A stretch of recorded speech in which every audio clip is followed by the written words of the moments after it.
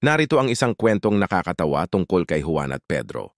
Juan at Pedro ay dalawang magkakaibigan na mahilig sa pagkain ng balut. Isang araw, nagpasya silang magtayo ng negosyo ng balut sa kanilang lugar. Nang una silang magbenta, ang dami ng tao na bumili sa kanila. Ngunit may isang problema.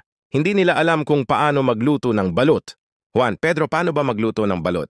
Pedro, hindi ko alam, Juan. Akala ko ikaw ang marunong. Juan, hindi ako marunong. Akala ko ikaw ang nag-aral ng pagluluto. Nag-away sila ng ilang minuto hanggang sa may isang matandang lalaki na lumapit sa kanila. Matandang lalaki, anong problema ninyo mga bata?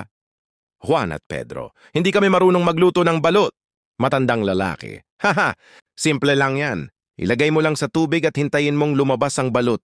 Juan at Pedro, ganun pala. Salamat tatay. Nagpatuloy sila sa pagbenta ng balut at naging matagumpay ang kanilang negosyo at hindi na sila nag-away tungkol sa pagluluto ng balut. Sana nagustuhan mo ang kwentong ito.